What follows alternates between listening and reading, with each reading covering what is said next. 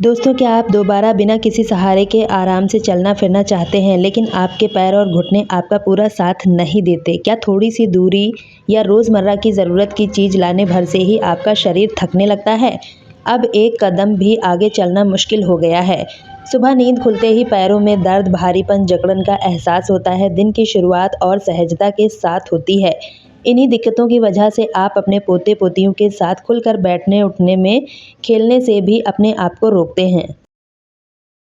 क्या ऐसा भी होता है कि थोड़ी दूरी पैदल चलते ही आपकी सांस चलने लगती है, दिल तेज़ी से धड़कने लगता है, पैरों में जैसे ताकत ही खत्म हो जाती है? अगर आपके साथ भी ऐसी दिक्कत है तो इसे केवल बढ़ती उम्र समझकर अनदेखा ना करें। यह आपके शरीर में ज़रूरी पोषक तत्वों की कमी का संकेत हो सकता है, जो धीरे-धीरे आपकी हड्डियों, मांसपेशियों को कमज़ोर बना रहा है। अच्छी बात यह है कि इसका समाधान किसी बहुत महँगे इलाज या भारी दवाइयों में नहीं, इसका इलाज हमारी रोज़मर्रा की रसोई में बरसों से मौजूद है। तो दोस्तों, आज की वीडियो में मैं आपके लिए लेकर आई हूँ 5 ऐसे देसी सुपरफूड जो आपकी हड्डियों को मजबूत बनाने में मदद करेंगे, मांसपेशियों में जमा हर तरह की सूजन, दर्द, जकड़न को हमेशा के लिए खत्म कर देंगे। इन 5 चीज़ों के नाम क्या हैं, इन्हें खाने का सही तरीका और सबसे ज़रूरी बात यह कि इन्हें खाते समय कौन सी गलतियाँ ना करें, यह सब आप इस वीडियो में विस्तार से जानेंगे। तो चलिए आज की वीडियो शुरू करते हैं।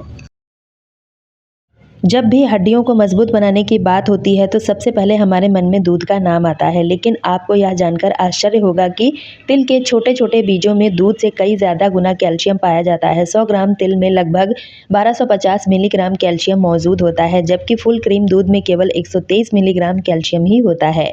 इसी कारण तिल उन लोगों के लिए भी बहुत लाभकारी माना जाता है जिन्हें लैक्टोज इंटॉलरेंस की परेशानी होती है और दूध का सेवन नहीं कर पाते। कैल्शियम के अलावा तिल में मैग्नीशियम, फास्फोरस, जिंक जैसे कई मिनरल्स अच्छी मात्रा में पाए जाते हैं। यह सभी तत्व मिलकर हड्डियों की बोन डेंसिटी में मदद करते हैं, उन्हें कमज़ोर, खोखला बनाने से बचाते हैं, जिससे ऑस्टियोपोरोसिस का खतरा कम हो जाता है। दिल में अच्छी मात्रा में प्रोटीन, ज़रूरी फैटी एसिड मौजूद होते हैं जो मांसपेशियों की ताकत बढ़ाने, ऐंठन की समस्या को कम करने में मदद करते हैं।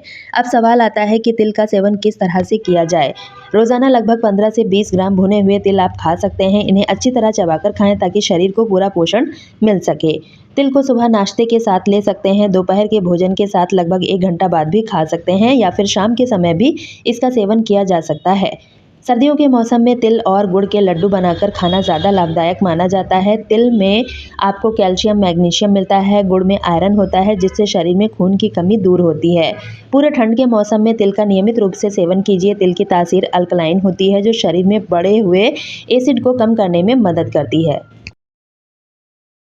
बुजुर्ग लोगों के लिए तिल किसी औषधि से कम नहीं होता। इसके बाद दूसरी ज़रूरी चीज़ जिसे आपको अपनी डाइट में शामिल करना चाहिए वह है हल्दी वाला दूध, जिसे गोल्डन मिल्क भी कहा जाता है।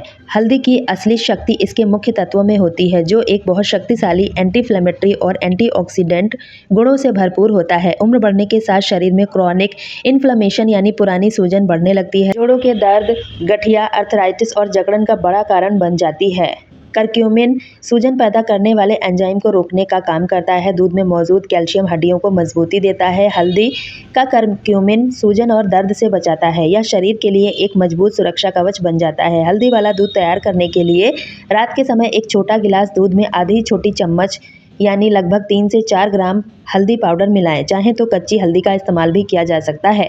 इस दूध को और ज़्यादा असरदार बनाने के लिए इसमें 1 से 2 चुटकी काली मिर्च जरूर डालें। काली मिर्च में मौजूद पेपरिन करक्यूमिन के अवशोषण को कई गुना बढ़ा देता है। अगर आपके घुटनों या जोड़ों का दर्द काफ़ी समय से बना हुआ है, कई वर्षों से परेशानी चल रही है, तो इसमें 1/4 चम्मच सौंठ पाउडर भी मिलाया जा सकता है। दर्द और सूजन को कम करने में मदद करती है, वात को संतुलित बनाए रखती है।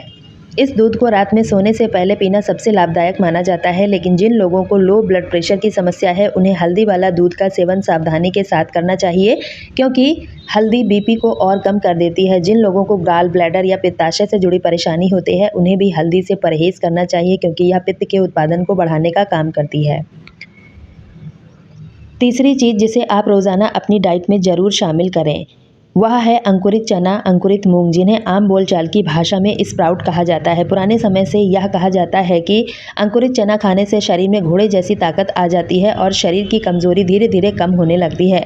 खासकर बुजुर्ग लोगों के शरीर में होने वाली शारीरिक कमजोरी, खून की कमी को पूरा करने में मदद करती है। प्रोटीन शरीर की मांसपेशियों का निर्माण, उनकी मरम्मत के लिए बहुत ज़रूरी है। पोषक तत्व होता है जिससे शरीर की थकान कम होती है, ताकत बनी रहती है। इसमें मौजूद आयरन शरीर में हीमोग्लोबिन को कम करता है, जिससे पूरे शरीर को, खासकर पैरों में रक्त संचार बढ़ने लगता है। जब ब्लड सर्कुलेशन सही रहता है तो पूरे पैरों में झंझनाहट, सुन्नपन, कमजोरी जैसी दिक्कतें धीरे धीरे अपने आप कम होने लगती हैं।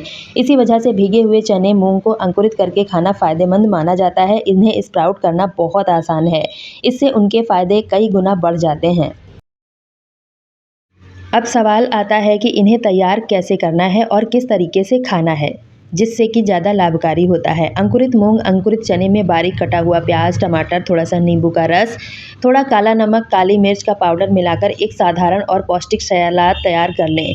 इस सलाद का सेवन आप सुबह के नाश्ते में कर सकते हैं या फिर दोपहर के भोजन के लगभग 1.5 से 2 घंटे बाद भी ले सकते हैं। अगर किसी व्यक्ति को पाचन की समस्या रहती है या डाइजेशन थोड़ा कमज़ोर है तो ऐसे लोग इन स्प्राउट को हल्की भाप में पकाकर या उबालकर भी खा सकते हैं। इससे इन्हें पचाना और भी ज़्यादा आसान हो जाता है और शरीर को इसके सभी पोषक तत्व भी अच्छी तरह मिल पाते हैं। अब अगली चीज़ है बादाम, जिससे भी आपको अपनी रोज़ की डाइट में ज़रूर शामिल करना चाहिए। बादाम में calcium, protein, magnesium, healthy fat भरपूर मात्रा में होते हैं, जो शरीर को अंदर से मजबूत बनाने में मदद करते हैं।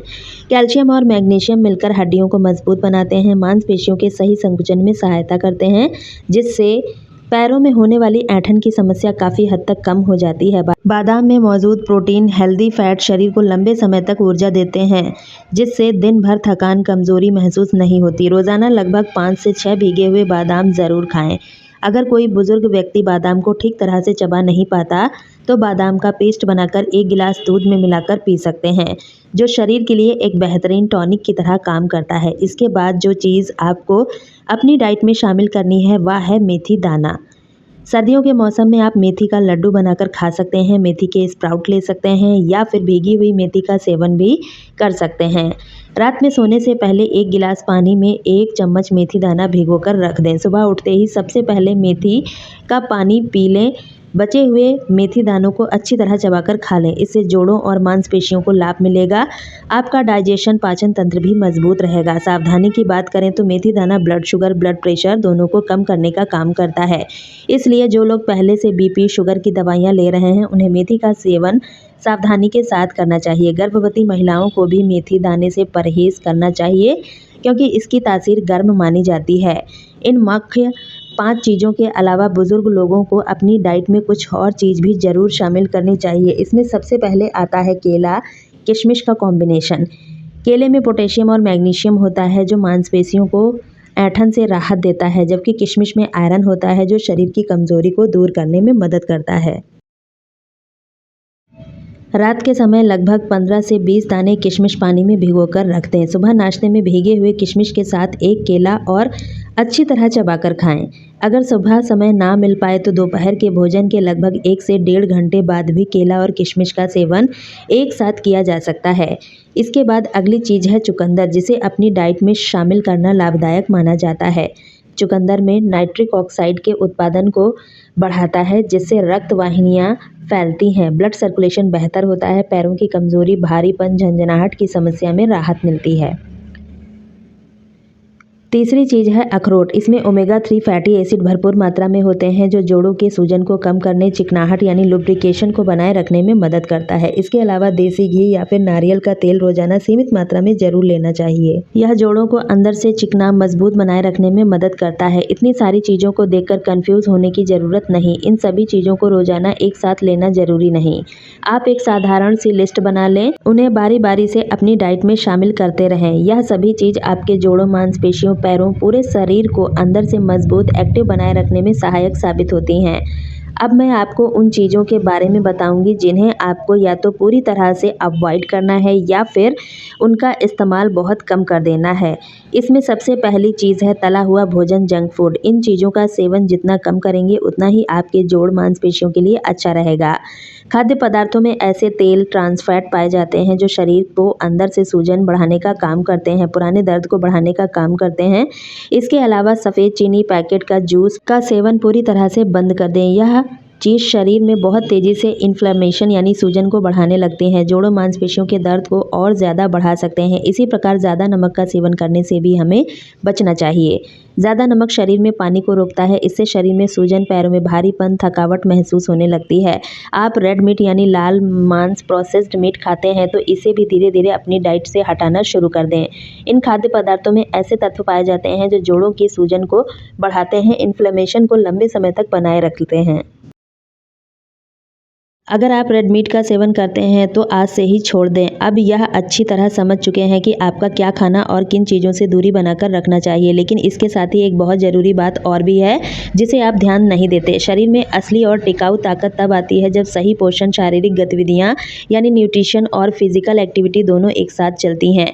यह दोनों मिलकर एक दूसरे के प्रभाव को कई गुना बढ़ा देती हैं। अगर आप अच्छी और पौष्टिक चीज़ खा रहे हैं, शरीर को बिल्कुल भी ढीला ढाला नहीं रख रहे हैं, तो आपको उसे पोषण का पूरा लाभ मिल जाएगा। इसलिए ज़रूरी है डाइट के साथ रोज़ाना थोड़ी बहुत एक्टिविटी भी करें। नियमित रूप से पैदल चलने की आदत बनाएं। 15 से 20 मिनट पैदल चलना पैरों की मांसपेशियों, जोड़ों के लिए अच्छा होता है। इससे ब्लड सर्कुलेशन, हड्डियों को प्राकृतिक रूप से मजबूती मिलती है। जब शरीर में रक्त का प्रवाह सही होता है तो मांसपेशियों में ताकत बनी रहती है, दर्द की समस्या कम होने लगती है। यही कारण है डॉक्टर, स्वास्थ्य विशेषज्ञ भी रोज़ाना थोड़ी पैदल चलने की सलाह देते हैं। दिन की शुरुआत हल्की स्ट्रेचिंग से करना लाभकारी माना जाता है। इससे शरीर की अकड़न धीरे धीरे कम होने लगती है, जोड़ खुलने लगते हैं, चलने फिरने में आसानी होती है।